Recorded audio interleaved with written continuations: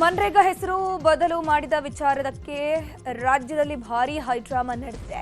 ನಿನ್ನೆ ಮೊದಲ ದಿನದ ವಿಧಾನ ಮಂಡಲದ ಜಂಟಿ ಅಧಿವೇಶನವನ್ನ ಉದ್ದೇಶಿಸಿ ರಾಜ್ಯಪಾಲರು ಭಾಷಣವನ್ನ ಮಾಡಬೇಕಿತ್ತು.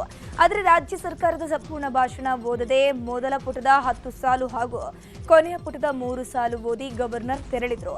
ರಾಜ್ಯ ಸರ್ಕಾರ ರಾಜ್ಯಪಾಲರಿಗೆ ಸಿದ್ಧಪಡಿಸಿದ ಭಾಷಣದಲ್ಲಿ 3-4ನೇ ಅಂಶವೇ ಮನ್ರೇಗಾ ಕಾಯ್ದೆ ರದ್ದತಿ ಬಗ್ಗೆ ಉಲ್ಲೇಖಿಸಲಾಗಿದೆ.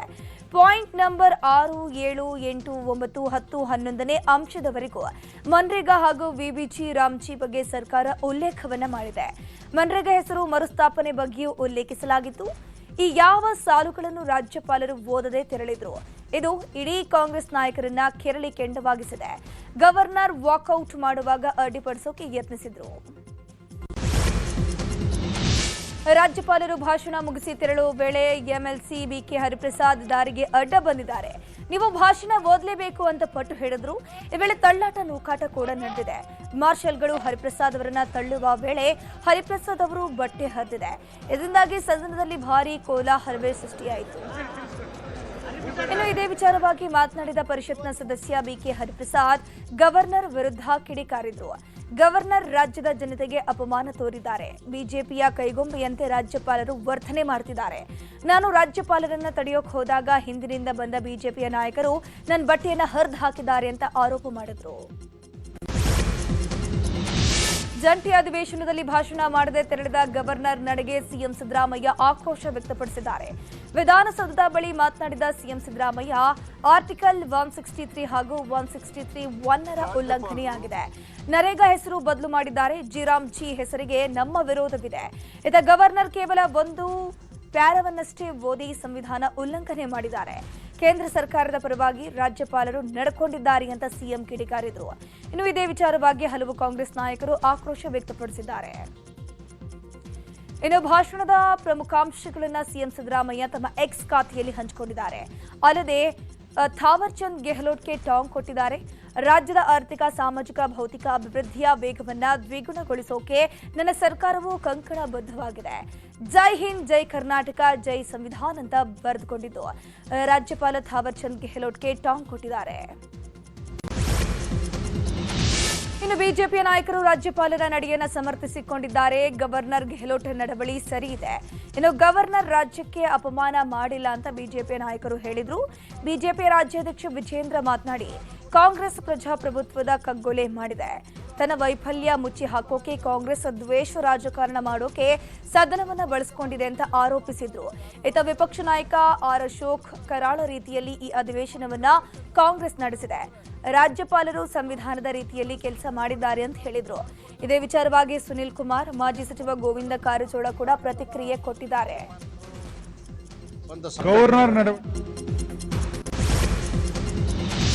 ಜಂಟಿ ಅಧಿವೇಶನದಲ್ಲಿ ಅರ್ಧ ಭಾಷಣ ಮಾಡಿ ತೆರಳಿದ ರಾಜ್ಯಪಾಲ ನಡೆಯನ್ನ ರಾಜ್ಯ ಸರ್ಕಾರ ಗಂಭೀರವಾಗಿ ಪರಿಗಣಿಸಿದೆ. ಈ ಬಗ್ಗೆ ನಿನ್ನೆ ನಡೆದ ಸಚಿವ ಸಂಪುಟ ಸಭೆಯಲ್ಲಿ ಮಹತ್ವದ ಚರ್ಚೆಯಾಗಿದೆ. ರಾಜ್ಯಪಾಲರನ್ನ ವಾಪಸ್ ಕರೆಸಿಕೊಳ್ಳುವಂತೆ ರಾಷ್ಟ್ರಪತಿಗಳಿಗೆ ಪತ್ರ ಬರೆಯುವ ಸಂಬಂಧ ಚರ್ಚೆ ನಡೆಸಲಾಗಿದೆ. ಅಲ್ಲದೆ ಗವರ್ನರ್ ಗೋ ಬ್ಯಾಕ್ ಅಭಿಯಾನ ನಡೆಸುವ ಬಗ್ಗೆಯೂ ಚರ್ಚೆ ಮಾಡಲಾಗಿದ್ದು ರಾಜ್ಯಪಾಲರೇ ಸಂಘರ್ಷವನ್ನ ಶುರು ಮಾಡಿದ್ದಾರೆ. ಅವರಿಂದಲೇ ಕಾರ್ಯಲೋಪಗಳಾಗಿದೆ. ಹೀಗಾಗಿ ರಾಜ್ಯಪಾಲರ ವಿರುದ್ಧ ಗೋ ಬ್ಯಾಕ್ ನಿರ್ಣಯ ಮಂಡಿಸೋಕೆ ಕ್ಯಾಬಿನೆಟ್ನಲ್ಲಿ ಚರ್ಚೆ ಮಾಡಲಾಗಿದೆ. ಇವತ್ತು ಬೆಳಗ್ಗೆ 8 ಗಂಟೆಗೆ ಸಿಎಂ ಸರ್ಕಾರಿ ನಿವಾಸ ಕಾವೇರಿಯಲ್ಲಿ ಸಚಿವರ ಸಭೆ ನಡೆಯಲಿದ್ದು ಕಾನೂನು ಹೋರಾಟದ ಬಗ್ಗೆ ಚರ್ಚೆ ಮಾಡಲಾಗುತ್ತೆ. ಗೃಹ ಸಚಿವ doctor G Parameshwar, KJ George, doctor HC Mahadevappa, Eshwar Khandre, HK Patil, Chaluvarayaswamy, Satish Jarkiholi ಸೇರಿದಂತೆ ಹಲವರು ಸಭೆಯಲ್ಲಿ ಭಾಗಿಯಾಗಲಿದ್ದಾರೆ. ಕಾಂಗ್ರೆಸ್ನ ಪರಿಷತ್ ಸದಸ್ಯ ಬಿಕೆ ಹರಿಪ್ರಸಾದ್ ವಿರುದ್ಧ ಬಿಜೆಪಿಯ ಶಾಸಕ ಜನಾರ್ದನ ರೆಡ್ಡಿ ಆಕ್ರೋಶ ವ್ಯಕ್ತಪಡಿಸಿದ್ದಾರೆ. ಈ ಬಗ್ಗೆ ಎಕ್ಸ್ನಲ್ಲಿ ಪೋಸ್ಟ್ ಮಾಡಿರುವಂತಹ ರೆಡ್ಡಿ, ಸೋನಿಯಾ ಗಾಂಧಿಯ ಪಾದ ಸೇವೆ ಮಾಡುತ್ತಾ ಚಮಚಗಿರಿಯ ಮೂಲಕವೇ ರಾಜಕೀಯ ಅಸ್ತಿತ್ವ ಕಂಡುಕೊಂಡಿರುವವರು ಹರಿಪ್ರಸಾದ್. ಮೊದಲು ನಿಮ್ಮ ಇತಿಹಾಸವನ್ನೊಮ್ಮೆ ತಿರುಗಿ ನೋಡಿ. ಕನ್ನಡಿಗರು ನಿಮ್ಮನ್ನ ಯಾವತ್ತೂ ಒಬ್ಬ ಜನಪ್ರತಿನಿಧಿಯಾಗಿ ಒಪ್ಕೊಂಡಿಲ್ಲ.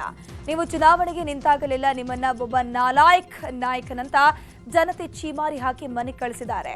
ಜನರ ಮಧ್ಯೆ ನಿಂತು ಒಂದು ವಾರ್ಡ್ ಚುನಾವಣೆ ಗೆಲ್ಲುವ ಯೋಗ್ಯತೆ ನಿಮಗಿಲ್ಲ.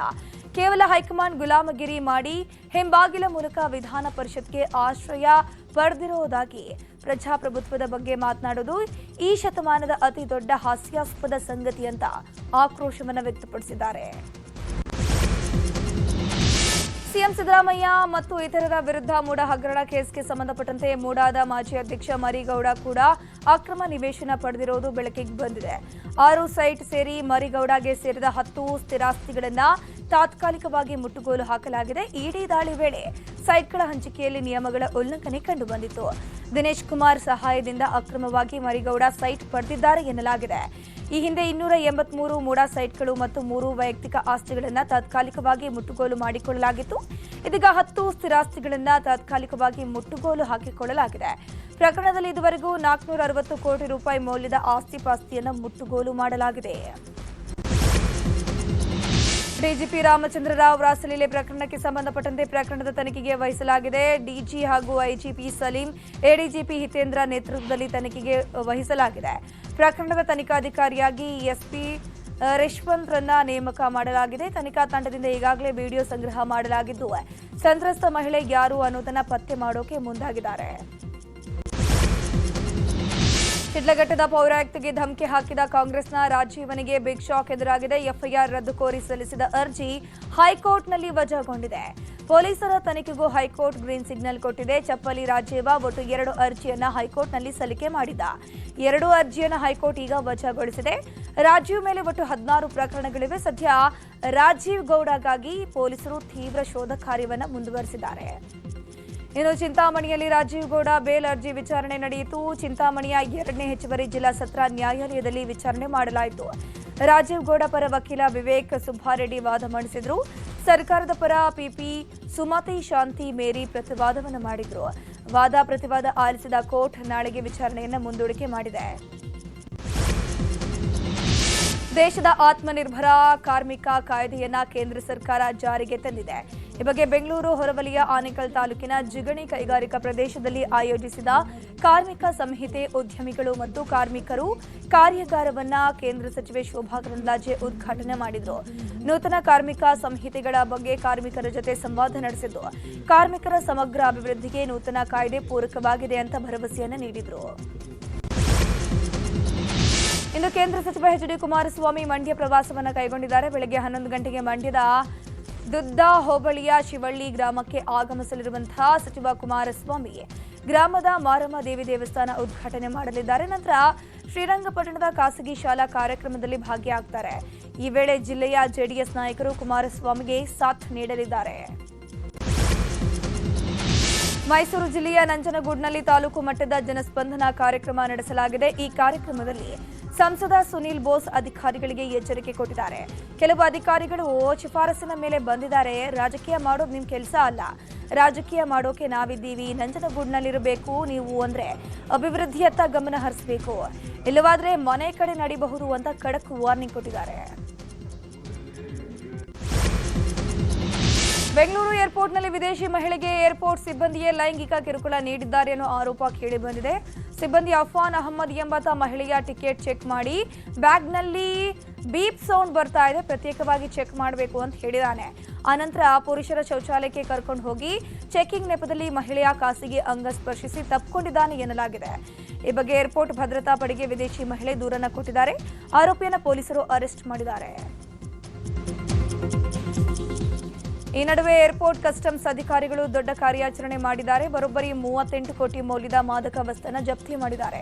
ಬ್ರೆಜಿಲ್ನಿಂದ ಬೆಂಗಳೂರಿಗೆ ಬುಕ್ ಮಾಡಿಕೊಂಡು ಒಳಗೆ ಇಟ್ಕೊಂಡು ಬುಕ್ನಲ್ಲಿ ಸುಮಾರು 38.60 ಕೋಟಿ ಮೌಲ್ಯದ 7.72 ಕೆಜಿ ಕೊಕೇನ್ ಸೀಸ್ ಮಾಡಲಾಗಿದೆ. ಘಟನೆ ಸಂಬಂಧ ಬೋರ್ಪುನನ ವಶಕ್ಕೆ ಪಡೆದಿರುವಂತಹ ಪೊಲೀಸರು ತನಿಖೆ ಮುಂದುವರೆಸಿದ್ದಾರೆ. ಬ್ರೆಜಿಲ್ನ ಸಾವೋ ಫೌಲೋದಿಂದ ಮಾದಕ ದ್ರವ್ಯ ಸಾಗಣೆ ಮಾಡಲಾಗ್ತಿತ್ತಂತೆ. ಪ್ರತಿಷ್ಠಿತ ಮಠದ ಸ್ವಾಮೀಜಿಗೆ ಮಹಿಳೆಯಿಂದ ಬ್ಲಾಕ್ ಮೇಲ್ ಆರೋಪ ಹಿನ್ನೆಲೆಯಲ್ಲಿ ಬೆಂಗಳೂರು ಸಿಸಿಬಿ ಪೊಲೀಸರು ಆ ಮಹಿಳೆಯನ್ನು ಅರೆಸ್ಟ್ ಮಾಡಿದ್ದಾರೆ. ಚಿಕ್ಕಮಗಳೂರು ಮೂಲದ ಮಹಿಳೆ ಪ್ರತಿಷ್ಠಿತ ಮಠದ ಸ್ವಾಮೀಜಿಗೆ 1 ಕೋಟಿ ಹಣ ನೀಡುವಂತೆ ಬ್ಲಾಕ್ ಮೇಲ್ ಮಾಡಿದರಂತೆ. ಇವರಿಗೆ ಒಟ್ಟು 4.5 ಲಕ್ಷ ರೂಪಾಯಿ ವಸೂಲಿ ಕೂಡ ಮಾಡಿದ್ರಂತೆ. ಬ್ಲಾಕ್ ಮೇಲ್ ವಿಚಾರವಾಗಿ ಸಿಸಿಬಿಗೆ ಸ್ವಾಮೀಜಿ ನೀಡಿದ್ದ ದೂರಿನ ಅನ್ವಯ ಮಹಿಳೆಯನ್ನು ಅರೆಸ್ಟ್ ಮಾಡಲಾಗಿದೆ. 5 ತಿಂಗಳ ಹಿಂದೆ ಸ್ವಾಮೀಜಿಗೆ ಕರೆ ಮಾಡಿದ್ದ ಯುವತಿ ವಿದ್ಯಾಭ್ಯಾಸ ಮಾಡ್ತಿದ್ದೀನಿ ಅಂತ ಪರಿಚಯ ಮಾಡಿಕೊಂಡಿದ್ರಂತೆ. ಆ ಬಳಿಕ ಸ್ವಾಮೀಜಿ ಬಳಿ ಹಣಕ್ಕೆ ಬೇಡಿಕೆ ಇಟ್ಟಿದ್ಲಂತೆ. ಕೊಡದೇ ಇದ್ದಾಗ ತನ್ನ ಸಹಚರರ ಜೊತೆ ಸೇರಿ ಬೆದರಿಕೆ ಹಾಕಿದ ಆರೋಪವೂ ಕೂಡ ಈ ಮಹಿಳೆಯ ಮೇಲಿದೆ. ವಿವಾಹಿತ ಮಹಿಳೆ ಜೊತೆ ಅನೈತಿಕ ಸಂಬಂಧ ಆರೋಪ ಹಿನ್ನೆಲೆ ಕಾಡಿಗೆ ಕರ್ಕೊಂಡು ಹೋಗಿ ವ್ಯಕ್ತಿಗೆ ಹಿಗ್ಗಾಮುಗ್ಗ ಥಳಿಸಲಾಗಿದೆ. ಉತ್ತರ ಕನ್ನಡ ಜಿಲ್ಲೆಯ ಬನವಾಸಿಯ ಅರೆಕೊಪ್ಪದಲ್ಲಿ ಘಟನೆ ನಡೆದಿದ್ದು, ತನ್ವೀರ್ ಅನ್ನೋನಿಗೆ ಮಹಿಳೆಯ ಸಂಬಂಧಿಕರು ಹಲ್ಲೆ ನಡೆಸಿದ್ದಾರೆ.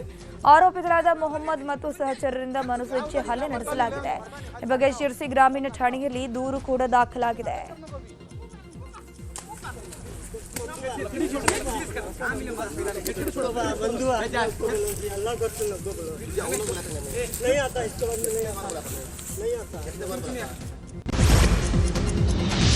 ದೇವದುರ್ಗ ಶಾಸಕಿ ಕರೆಮಾಜಿ ನಾಯ್ಕ್ಗೆ ಮರಳು ದಂಧೆಕೋರರ ಬೆದರಿಕೆ ಪ್ರಕರಣಕ್ಕೆ ಸಂಬಂಧಪಟ್ಟಂತೆ ತನಿಖೆ ಆರಂಭ ಆಗಿದೆ. ಈ ಬಗ್ಗೆ ಬಳ್ಳಾರಿ ವಲಯದ ಐಜಿಪಿ ಡಾಕ್ಟರ್ ಪಿಎಸ್ ಹರ್ಷ ಆರೋಪಿಗಳಿಗೆ ನೋಟಿಸ್ ಅನ್ನು ಕೊಟ್ಟಿದ್ದಾರೆ. ತನಿಖೆ ಮಾಡಲಾಗುತ್ತೆ ಅಂತ ಅಂದ್ರು. ಅಲ್ಲದೆ ರಾಯಚೂರು ಜಿಲ್ಲೆಯಲ್ಲಿ ನಡೆಯುತ್ತಿರುವಂತಹ ಅಕ್ರಮ ಮರಳುಗಾರಿಕೆ ತಡೆಗಟ್ಟುವುದಕ್ಕೆ ಜಿಲ್ಲಾಡಳಿತದ ಮಟ್ಟಿಗೆ ಒಂದು ಎಫೆಕ್ಟಿವ್ ಎನ್ಫೋರ್ಸ್ಮೆಂಟ್ ಅನ್ನ ಮಾಡ್ತಿದ್ದೀವಿ ಅಂತ ಹೇಳಿದ್ರು. ಐಷಾರಾಮಿ ಕಾರ್ನಲ್ಲಿ ಅಪಾಯಕಾರಿ ಚಾಲನೆ ಮಾಡಿದ್ದ ಚಾಲಕನ ಮೇಲೆ ಎಫ್ಐಆರ್ ದಾಖಲಾಗಿದೆ. ಧನ್ವೀರ್ ಎಂಬಾತ ತನ್ನ ಇನ್ಸ್ಟಾಗ್ರಾಂ ಖಾತೆಯಲ್ಲಿ ಅಪಾಯಕಾರಿ ಚಾಲನೆಯ ವಿಡಿಯೋವನ್ನು ಹಂಚಿಕೊಂಡಿದ್ದ. 2 ಡೋರ್ ಓಪನ್ ಮಾಡಿ ಕಾರು ಚಾಲನೆ ಮಾಡಿದ್ದ ವಿಡಿಯೋ ಅದಾಗಿತ್ತು. ಬೆಂಗಳೂರಿನ ಚರ್ಚ್ ಸ್ಟ್ರೀಟ್ನಲ್ಲಿ ಅಪಾಯಕಾರಿ ಕಾರ್ ಚಾಲನೆ ಮಾಡಲಾಗಿತ್ತು. ಇದೀಗ ವಿಡಿಯೋ ಆಧಾರದ ಮೇಲೆ ಕಬ್ಬನ್ ಪಾರ್ಕ್ ಸಂಚಾರಿಯ ಪೊಲೀಸ್ ಠಾಣೆಯಲ್ಲಿ ಪ್ರಕರಣ ದಾಖಲಿಸಿಕೊಂಡು ಕ್ರಮ ಕೈಗೊಳ್ಳಲಾಗಿದೆ. ಅಲ್ಲದೆ ಧನ್ವೀರ್ ವಿಡಿಯೋ ಡಿಲೀಟ್ ಮಾಡಿಸಿ ಎಚ್ಚರಿಕೆ ಮಾಡಲಾಗಿದೆ. 29 ವರ್ಷದ ಬಳಿಕ ದಂಡುಪಾಳ್ಯದ ಹಂತಕನನ್ನ ಸೆರೆ ಹಿಡಿಯಲಾಗಿದೆ. ಆಂಧ್ರದ ಅನ್ನಮಯ್ಯ ಜಿಲ್ಲೆಯ ಮದನಪಲ್ಲಿಯ ಮಂಗಳೂರಿನ ಉರ್ವ ಪೊಲೀಸರಿಂದ ಹಂತಕ ಚಿಕ್ಕ ಹನುಮ ಅಲಿಯಾಸ್ ಚಿಕ್ಕ ಹನುಮಂತಪ್ಪನನ್ನ ಅರೆಸ್ಟ್ ಮಾಡಲಾಗಿದೆ. 1997ರಲ್ಲಿ ಉರ್ವ ಮಾರಿಗುಡಿ ಕ್ರಾಸ್ ಬಳಿಯ ಅನ್ವರ್ ಮಹಲ್ ಎಂಬ ಮನೆಗೆ ದಂಡುಪಾಳ್ಯ ಗ್ಯಾಂಗ್ ನುಗ್ಗಿತ್ತು. ಮನೆಯಲ್ಲಿದ್ದ ಲೂಯಿಸ್ ಡಿಮೆಲ್ಗೋ, ರಂಜಿತ್ ವೇಗಸ್ ಎಂಬಾತರನ್ನ ಕೊಲೆ ಮಾಡಿ ಚಿನ್ನಾಭರಣಗಳನ್ನು ದೋಚಿ ಗ್ಯಾಂಗ್ ಎಸ್ಕೇಪ್ ಆಗಿತ್ತು. ಪ್ರಕರಣದ ವಿಚಾರಣೆ ಮುಕ್ತಾಯಗೊಂಡು ಇನ್ನು ಆ ದೋಷಿಗಳು ಅಂತ ತೀರ್ಪನ್ನು ಕೂಡ ನೀಡಲಾಗಿತ್ತು. ಆದರೆ ಹೆಸರು ಬದಲಿಸಿಕೊಂಡು ನಾಪತ್ತೆಯಾಗಿದ್ದ ಆರೋಪಿ ಚಿಕ್ಕ ಹನುಮ 29 ವರ್ಷದ ಬಳಿಕ ಈಗ ಸೆರೆಯಾಗಿದ್ದಾನೆ. ಧಾರವಾಡ ಉಪನಗರ ಪೊಲೀಸರು 2 ಖತರ್ನಾಕ್ ಬೈಕ್ ಕಳ್ಳರನ್ನ ಅರೆಸ್ಟ್ ಮಾಡುವಲ್ಲಿ ಯಶಸ್ವಿಯಾಗಿದ್ದಾರೆ. ಬಂಧಿತ ಆರೋಪಿ ಧಾರವಾಡ, ಹಾವೇರಿ ಹಾಗೂ ಹುಬ್ಬಳ್ಳಿಯಲ್ಲಿ ಬೈಕ್ ಕಳ್ಳತನ ಮಾಡ್ತಾ ಇದ್ರು. 2 ಕಳ್ಳರನ್ನ ಬಂಧಿಸಿ 3,65,000 ಮೌಲ್ಯದ 9 ಬೈಕ್ಗಳನ್ನು ಪೊಲೀಸರು ಸೀಸ್ ಮಾಡಿಕೊಂಡಿದ್ದಾರೆ. ವಾಣಿಜ್ಯ ನಗರಿ ಹುಬ್ಬಳ್ಳಿಯಲ್ಲಿ ಭಾರೀ ಅಗ್ನಿ ಅವಘಡ ಸಂಭವಿಸಿದೆ. ವಿದ್ಯುತ್ ಶಾರ್ಟ್ ಸರ್ಕ್ಯೂಟ್ನಿಂದಾಗಿ ಮೆಟ್ರೋ ಕಾಂಪ್ಲೆಕ್ಸ್ನಲ್ಲಿ ದುರ್ಘಟನೆ ಸಂಭವಿಸಿರುವಂಥದ್ದು. ಮರಾಠ ಗಲ್ಲಿಯಲ್ಲಿರುವಂತಹ ಮೆಟ್ರೋ ಕಾಂಪ್ಲೆಕ್ಸ್ನಲ್ಲಿ ನಿನ್ನೆ ತಡರಾತ್ರಿ ಬೆಂಕಿ ಕಾಣಿಸಿಕೊಂಡಿದೆ. ಕೂಡಲೇ ಸ್ಥಳಕ್ಕಾಗಮಿಸಿದ ಅಗ್ನಿಶಾಮಕ ದಳದ ಸಿಬ್ಬಂದಿ ಬೆಂಕಿ ನಂದಿಸಿದ್ರು. ಅದೃಷ್ಟವಶಾತ್ ಯಾವುದೇ ರೀತಿಯ ಪ್ರಾಣಹಾನಿ ಸಂಭವಿಸಿಲ್ಲ. ಆದರೆ ಲಕ್ಷಾಂತರ ಮೌಲ್ಯದ ವಸ್ತುಗಳು ಹಾನಿಯಾಗಿದೆ. ಹಿಮ್ಮುಖವಾಗಿ ಚಲಿಸುತ್ತಿದ್ದ ಲಾರಿಗೆ ವಿದ್ಯುತ್ ತಂತಿ ತಗುಲಿ ಚಾಲಕ ಮೃತಪಟ್ಟಿರೋ ಘಟನೆ ಕಲಬುರಗಿ ಜಿಲ್ಲೆಯ ಸೂಲೆಪೇಟೆ ಗ್ರಾಮದಲ್ಲಿ ನಡೆದಿದೆ. ಬೀದರ್ ಜಿಲ್ಲೆಯ ಚಿಂತಾಕಿ ತಾಂಡ ನಿವಾಸಿ ರಾಹುಲ್ ರಾಠೋಡ್ ಮೃತಪಟ್ಟಿದ್ದಾನೆ. ವಿದ್ಯುತ್ ತಂತಿ ಕೆಳಗೆ ಇರೋದ್ರಿಂದ ಈ ದುರ್ಘಟನೆ ಸಂಭವಿಸಿದೆ ಅಂತ ಮೃತನ ಕುಟುಂಬಸ್ಥರು ಆರೋಪಿಸಿದ್ದಾರೆ. ಈ ಕುರಿತು ಮೃತನ ತಂದೆ ವಿಠಲ್ ರಾಠೋಡ್ ಸೂಲೆಪೇಟೆ ಪೊಲೀಸ್ ಠಾಣೆಯಲ್ಲಿ ಜೆಸ್ಕಾಂ ಅಧಿಕಾರಿಗಳು ಮತ್ತು ಲಾರಿ ಮಾಲೀಕ ಸೇರಿ 3 ವಿರುದ್ಧ ದೂರನ್ನು ದಾಖಲಿಸಿದ್ದಾರೆ. ಬೈಕ್ ಹಾಗೂ ಆಟೋ ನಡುವೆ ಮುಖಾಮುಖಿ ಡಿಕ್ಕಿಯಾಗಿ 2 ಬೈಕ್ ಸವಾರರು ಮೃತಪಟ್ಟಿದ್ದಾರೆ. ಬೆಂಗಳೂರು ದಕ್ಷಿಣ ಜಿಲ್ಲೆಯ ಕನಕಪುರ ತಾಲೂಕಿನ ಅರಳಾಳು ಗ್ರಾಮದ ಬಳಿ ಘಟನೆ ನಡೆದಿದೆ. ಇನ್ನು ವಾಹನಗಳು ಮುಖಾಮುಖಿ ಡಿಕ್ಕಿಯಾದ ಪರಿಣಾಮ 2 ಬೈಕ್ ಸವಾರರು ಸ್ಥಳದಲ್ಲೇ ಮೃತಪಟ್ಟಿದ್ದಾರೆ. ಚಾಮರಾಜನಗರ ಜಿಲ್ಲೆಯ ಮಹದೇಶ್ವರ ಬೆಟ್ಟಕ್ಕೆ ತೆರಳುತ್ತಿದ್ದ ಪಾದಯಾತ್ರೆಯನ್ನ ಕೊಂದಿದ್ದ ಚಿರತೆ ಕೊನೆಗೂ ಸೆರೆಯಾಗಿದೆ. ಪಾದಯಾತ್ರೆಯಲ್ಲಿ ಸಾವನ್ನ ಬೆನ್ನಲ್ಲೇ ಚಿರತೆ ಸೆರೆಗೆ ಅರಣ್ಯ ಇಲಾಖೆ ಕಾರ್ಯಾಚರಣೆ ಆರಂಭ ಮಾಡಿತ್ತು. ಸತತ 2 ದಿನಗಳ ಕಾರ್ಯಾಚರಣೆ ಬಳಿಕ ಚಿರತೆ ಸೆರೆಯಾಗಿದೆ. ಕಾರ್ಯಾಚರಣೆಯಲ್ಲಿ ಪಶುವೈದ್ಯ ಆದರ್ಶ್ ಸೇರಿ 50ಕ್ಕೂ ಹೆಚ್ಚು ಸಿಬ್ಬಂದಿ ಭಾಗಿಯಾಗಿದ್ದರು.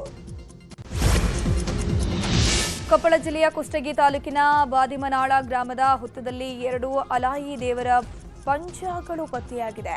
ಪಂಜಾಗಳು ಸಿಕ್ಕಿರುವ ಬಗ್ಗೆ ಗ್ರಾಮಸ್ಥರು ಆಶ್ಚರ್ಯ ವ್ಯಕ್ತಪಡಿಸಿದ್ದು, 2 ಪಂಜಾಗಳನ್ನು ಗ್ರಾಮದ ದೇವಸ್ಥಾನದಲ್ಲಿಟ್ಟು ಪೂಜೆ ಮಾಡುತ್ತಿದ್ದಾರೆ. ಅಲಾಯಿ ದೇವರು ಸಿಕ್ಕಿರುವಂತಹ ವಿಡಿಯೋ ಈಗ ಫುಲ್ ವೈರಲ್ ಆಗಿದೆ. ಹಿಂದೂ ಸಮಾಜದಲ್ಲಿ ಶಾಂತಿ, ಸಾಮರಸ್ಯ, ಏಕತೆ ಹಾಗೂ ಸಾಂಸ್ಕೃತಿಕ ಜಾಗೃತಿಯನ್ನು ಮತ್ತಷ್ಟು ಬಲಪಡಿಸುವ ಉದ್ದೇಶದಿಂದ ಪುತ್ತೂರಲ್ಲಿ ಹಿಂದೂ ಸಂಗಮ ಕಾರ್ಯಕ್ರಮ ಆಯೋಜನೆ ಮಾಡಲಾಗಿದೆ. ಈ ಬಗ್ಗೆ ಆಯೋಜನಾ ಸಮಿತಿ ಅಧ್ಯಕ್ಷ ಲಕ್ಷ್ಮೀಕಾಂತ್ ಬಿ ಆಚಾರ್ಯ ಮತ್ತು ಸಮಿತಿಯ ಕಾರ್ಯದರ್ಶಿ ಅಶೋಕ್ ಕುಂಬ್ಳೆ ಸುದ್ದಿಗೋಷ್ಠಿಯಲ್ಲಿ ಮಾಹಿತಿ ನೀಡಿದರು. 8 ವಸತಿಗಳಾದ ವಿದ್ಯಾರಣ್ಯ, ಯಾದವ, ಉಳ್ಳಾಲ್ತಿ, ಮಾಧವ, ವಿನಾಯಕ, ವಿವೇಕ ಹಾಗೆಯೇ ಕೇಶವ, ಕೃಷ್ಣನಗರ ವಸತಿಗಳಲ್ಲಿ ಹಿಂದೂ ಸಂಗಮ ಕಾರ್ಯಕ್ರಮ ನಡೆಯಲಿದೆ ಅಂತ ಮಾಹಿತಿ ನೀಡಿದರು. ಅಲ್ಲದೆ ಸ್ಥಾನಿಕ ಬ್ರಾಹ್ಮಣ ಮಹಾಮಂಡಲ ಮಂಗಳೂರು ಇವರ ನೇತೃತ್ವದಲ್ಲಿ ಸ್ಥಾನಿಕ ಬ್ರಾಹ್ಮಣ ಜಾಗತಿಕ ಸಮಾವೇಶ ಜನವರಿ 24 ಮತ್ತು 25ರಂದು ನಡೆಯಲಿದೆ. ಈ ಬಗ್ಗೆ ಸ್ಥಾನಿಕ ಬ್ರಾಹ್ಮಣ ಮಹಾಮಂಡಲದ ಅಧ್ಯಕ್ಷ ಮಂಜುನಾಥ ಹೆಬ್ಬಾರ್ ಪುತ್ತೂರಿನ ಕಲ್ಲಾರಿಯಲ್ಲಿರುವಂತಹ ಶಿವಕೃಪಾ ಸಭಾಭವನದಲ್ಲಿ ಸಮಾವೇಶ ನಡೆಯಲಿದೆ. ಸಮಾಜವನ್ನು ಸಂಘಟಿಸಲು ಜಗತ್ತಿನ ಮೂಲೆ ಮೂಲೆಯಲ್ಲಿರುವಂತಹ ಸ್ಥಾನಿಕ ಬ್ರಾಹ್ಮಣರ ಮಧ್ಯೆ ಸಮನ್ವಯ ಉಂಟು ಮಾಡಲು ಸಮಾಜದ ಪ್ರಚಲಿತ ಸವಾಲುಗಳು ಭವಿಷ್ಯದ ಯೋಜನೆಗಳ ಬಗ್ಗೆ ಮಂಥನ ಮಾಡುವ ಉದ್ದೇಶದಿಂದ ಸಮಾವೇಶವನ್ನು ಹಮ್ಮಿಕೊಳ್ಳಲಾಗಿದೆ ಅಂತ ಹೇಳಿದರು. ಶಿವಮೊಗ್ಗ ಜಿಲ್ಲೆಯ ತೀರ್ಥಹಳ್ಳಿ ತಾಲೂಕಿನ ಕಲ್ಲಾರೆ ಗಣಪತಿಯ ಅದ್ದೂರಿ ರಥೋತ್ಸವ ನೆರವೇರಿಸಲಾಗಿದೆ. ಕಾರ್ಕಳಪಳ್ಳಿ ಗುರುಪ್ರಸಾದ್ ಭಟ್ರಿಂದ ನರ್ತನ ಬಲಿ ಉತ್ಸವ ನಡೆಸಲಾಗಿದ್ದು ಅಲ್ಲಿನ ನೆರೆದ ಭಕ್ತರು ಕಣ್ಮನ ಸೆಳೆದಿದೆ. ಅಲೆವೂರು ಚಂಡೆ ಬಳಗದಿಂದ ಚಂಡೆ ನಡೆಸಲಾಯಿತು. ಸಾವಿರಾರು ಭಕ್ತರು ಭಾಗಿಯಾಗಿ ರಥೋತ್ಸವವನ್ನು ಕಣ್ತುಂಬಿಕೊಂಡರು. ಜಮ್ಮು ಕಾಶ್ಮೀರದ ದೋಡಾ ಜಿಲ್ಲೆಯಲ್ಲಿ ಸೇನಾ ವಾಹನವೊಂದು 200 ಅಡಿ ಆಳದ ಕಂದಕಕ್ಕೆ ಬಿದ್ದು 10 ಸೈನಿಕರು ಸಾವನ್ನಪ್ಪಿದ್ದಾರೆ. ಸೇನಾ ವಾಹನದಲ್ಲಿ 21 ಸೈನಿಕರು ಪ್ರಯಾಣ ಮಾಡ್ತಾ ಇದ್ರು. ಈ ವೇಳೆ ಅಪಘಾತ ಸಂಭವಿಸಿ 10 ಯೋಧರು ಮೃತಪಟ್ಟಿದ್ದಾರೆ. 11 ಯೋಧರು ಗಂಭೀರವಾಗಿ ಗಾಯಗೊಂಡಿದ್ದು ಉಧಂಪುರ ಮಿಲಿಟರಿ ಆಸ್ಪತ್ರೆಗೆ ದಾಖಲಿಸಲಾಗಿದೆ. ಜಾರ್ಖಂಡ್ನ ಸರಂಡ ಅರಣ್ಯದ ಕುಂದಿ ಪ್ರದೇಶದ ಬಳಿ ನಕ್ಸಲರು ಮತ್ತು ಭದ್ರತಾ ಪಡೆಗಳ ನಡುವೆ ಗುಂಡಿನ ಚಕಮಕಿ ನಡೆದಿದ್ದು ಎನ್ಕೌಂಟರ್ನಲ್ಲಿ 14 ನಕ್ಸಲರು ಸಾವನ್ನಪ್ಪಿದ್ದಾರೆ. 209ನೇ ಕೋಟ್ರಾ ಬೆಟಾಲಿಯನ್ ಸರಂಡ ಅರಣ್ಯದಲ್ಲಿ ನಕ್ಸಲರ ವಿರುದ್ಧ ಭದ್ರತಾ ಪಡೆಗಳು ದೊಡ್ಡ ಪ್ರಮಾಣದ ಶೋಧ ಕಾರ್ಯಾಚರಣೆಯನ್ನು ಪ್ರಾರಂಭಿಸಿದ್ದಾರೆ. ಈ ಎನ್ಕೌಂಟರ್ನಲ್ಲಿ ಸಿಪಿಐ ಕೇಂದ್ರ ಸಮಿತಿಯ ಸದಸ್ಯ ನಕ್ಸಲ್ ಪತಿರಾವ್ ಮಾಂಝಿ ಸೇರಿ 14 ಜನರನ್ನ ಎನ್ಕೌಂಟರ್ ಮಾಡಲಾಗಿದೆ.